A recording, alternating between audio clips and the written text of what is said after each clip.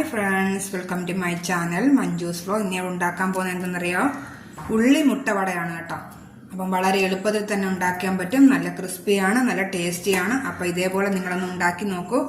അപ്പോൾ ഉണ്ടാക്കി നോക്കുക. ഉണ്ടാക്കി നോക്കിയിട്ട് കമൻസ് ഒക്കെ അയക്കുക. അപ്പം നമുക്ക് വീഡിയോയിലേക്ക് പോയാലോ? ഒരു 5 മീഡിയം സൈസ് ഉള്ളി നൈസായിട്ട് കട്ട് ചെയ്തെടുത്തിട്ടുണ്ട്. നീളത്തിലാണ് കട്ട് ചെയ്തെടുത്തിരിക്കുന്നത്. പിന്നെ ഒരു 5 മുട്ട പുഴുങ്ങിയെടുത്തിട്ടുണ്ട് കേട്ടോ. അപ്പം ഞാനിന്ന് ഉണ്ടാക്കാൻ പോകുന്നത് ഉള്ളി മുട്ടവടയാണ് കേട്ടോ. അപ്പോൾ അതിന് വേണ്ടിയിട്ട് ആദ്യം ഉള്ളിക്കകത്ത് കുഞ്ഞു പീസായിട്ട് കട്ട് ചെയ്ത് ഇഞ്ചി കുറച്ചിട്ട് കൊടുക്കുകയാണ്. ഒരു പച്ചമുളക് ചെറിയ പീസായിട്ട് കട്ട് ചെയ്തെടുത്തത്, കുറച്ച് കറിവേപ്പില ചെറിയ പീസായിട്ട് കട്ട് ചെയ്തെടുത്തത്, ആവശ്യത്തിനുള്ള ഉപ്പ്. ഇനി നമുക്ക് നന്നായിട്ടൊന്ന് ഞെവിടിയെടുക്കണം. ഒന്ന് നോക്കിയാൽ ഞാൻ നന്നായിട്ട് ഞെവിടിയെടുത്തിട്ടുണ്ട്. നല്ല നൈസായിട്ട് അരിഞ്ഞാൽ നല്ലതുപോലെ അങ്ങ് ഞെവിടിയെടുക്കാൻ പറ്റും നമുക്ക്. അപ്പോൾ ഇതൊരു 10 മിനിറ്റ് നമുക്ക് റെസ്റ്റ് ചെയ്യാൻ വയ്ക്കാം. ഇപ്പം 10 മിനിറ്റ് കഴിഞ്ഞിട്ടുണ്ട്.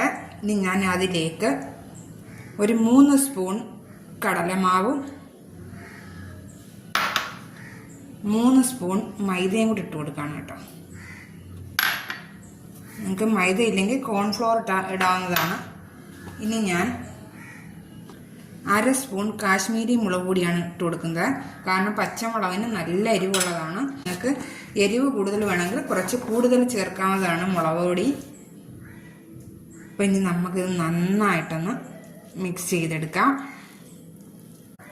നിങ്ങളിത് കുഴയ്ക്കുമ്പോൾ ഉള്ളിക്കകത്ത് വെള്ളമുണ്ട്. ആവശ്യമുണ്ടെങ്കിൽ മാത്രം നിങ്ങൾ വെള്ളം ചേർക്കുക. അപ്പം നമ്മൾ നന്നായി കുഴച്ചെടുക്കുമ്പോഴത്തേന് വെള്ളം ഒഴിക്കേണ്ട ആവശ്യമില്ല കേട്ടോ. അപ്പം നിങ്ങൾക്ക് വേണമെങ്കിൽ മാത്രം ഒരു ശകലം വെള്ളം ഒഴിച്ച് ഇതേപോലെ കുഴച്ചെടുക്കുക.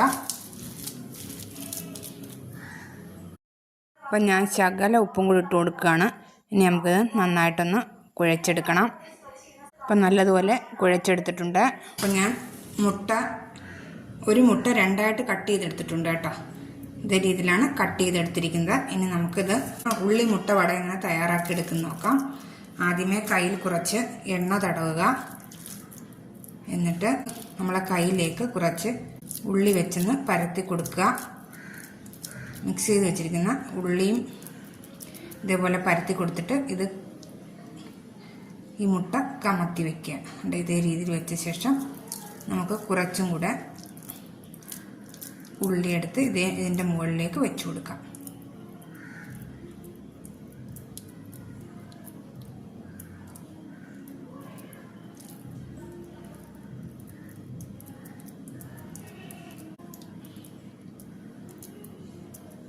ഇതേ രീതിയിലാണ് നിങ്ങൾ പരത്തിയെടുക്കേണ്ടത്. അപ്പോൾ ഇനി നമുക്കിത് എണ്ണയിലേക്ക് ഇട്ട് കൊടുക്കാം. ഇപ്പോൾ എണ്ണ ചൂടായിട്ടുണ്ട്. ഞാൻ അതിലേക്ക് ഇട്ട് കൊടുക്കുകയാണ് കേട്ടോ. അപ്പം ഞാൻ തിരിച്ചിട്ട് കൊടുത്തിട്ടുണ്ട്. അപ്പം നമ്മുടെ ഉള്ളി മുട്ടവട റെഡി ആയിട്ടുണ്ട്. നമുക്കൊരു പാത്രത്തിലേക്ക് മാറ്റാം.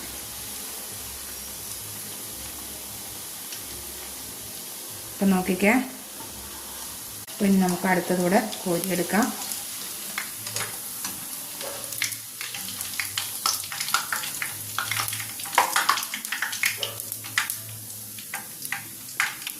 ബാക്കിയുള്ളതോടെ നമുക്ക് ഇതേപോലെ ഉണ്ടാക്കിയെടുക്കാം. അപ്പോൾ നമുക്ക് ഈസി ആയിട്ട് തയ്യാറാക്കാൻ പറ്റുന്ന ഉള്ളി മുട്ടവട റെഡി ആയിട്ടുണ്ട്. അപ്പോൾ നിങ്ങൾ ലൈക്ക്, ഷെയർ, സബ്സ്ക്രൈബ്, കമൻസ് ഒക്കെ ചെയ്യുക. അപ്പോൾ ഇതേപോലെ നിങ്ങളൊന്ന് ഉണ്ടാക്കി നോക്കുക. അപ്പോൾ ഇനി ഞാൻ വീണ്ടും ഒരു റെസിപ്പിയോട് വീണ്ടും കാണാം. ബൈ.